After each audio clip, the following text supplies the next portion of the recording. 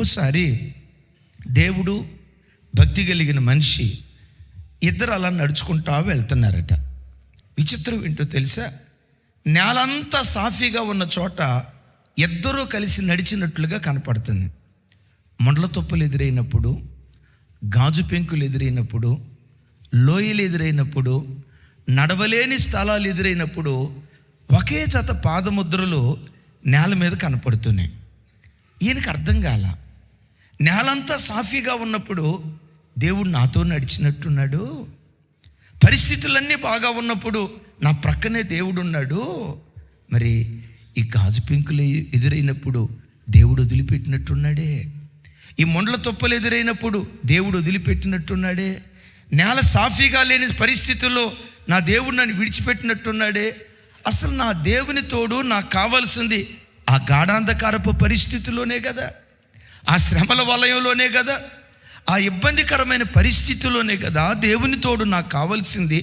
నా కష్ట స్థితిలో ఎందుకు దేవుడు నన్ను విడిచిపెట్టాడు అని దేవుని ప్రశ్నించడం ప్రారంభించాడు.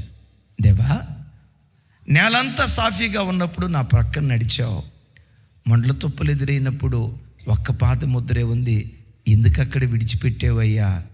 దేవుడు అంటాడట, నా కుమారుడా, నేలంతా సాఫీగా ఉన్నప్పుడు 2 జతల పాదముద్రలు అవును నీతో ఉన్నా, మొండ్ల తుప్పలు ఎదురైనప్పుడు 1 జత పాదముద్రే నువ్వు చూసావు. ఆ పాదముద్ర ఎవరు అనుకుంటున్నావు? ఆ పాదముద్రలు నావి. మరి నేనేమైపోయాను ప్రభువా? ఆ మొండ్లలో నువ్వు నడవలేవని, గాజు పెంకుల్లో నువ్వు నడవలేవని, అవి ఎక్కడ నీ చర్మాన్ని చీల్చేస్తాయోనని నా చేతులతో ఎత్తి పట్టుకుని నిన్ను నడిపించడం ప్రారంభించు. నాకు గాయమైంది, నీకు గాయం కలగకుండా నా చేతి నీడలో నేను దాచిపెట్టాను. నా ప్రభు బిడ్డలారా, కొన్నిసార్లు దేవుడు నన్ను విడిచిపెట్టాడేమో, దేవుడు నన్ను మర్చిపోయాడేమో మనుషులుగా మనం అనుకుంటాం.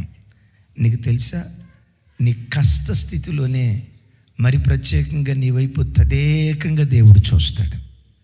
శ్రమల మధ్యలో నలిగిపోయేటప్పుడు నీ వైపే దేవుడు చూస్తాడు. ఎందుకో తెలుసా? ఈ బిడ్డ ఏవని ప్రార్థన చేస్తాడో ఈ ప్రార్థన విని బిడ్డకు ప్రతిఫలం నేను దయచేయాలి. ఏవని నన్ను స్తుతిస్తాడో స్తుతికి తగినట్లుగా తన స్థితిగతులు మార్చాలి. ఏమని నా సన్నిధిలో విజ్ఞాపన చేస్తాడోనని శ్రమల మధ్యలో నువ్వు కొట్టమిట్టేటప్పుడు, బాధల వలయంలో చిక్కుకొని వేదనతో నువ్వు అల్లాడిపోయేటప్పుడు ప్రజలంతా నిన్ను చులకన చూపు చూస్తారేమో, కానీ నా దేవుడు నీ వైపే తదేకంగా చూస్తూ ఉంటాడు.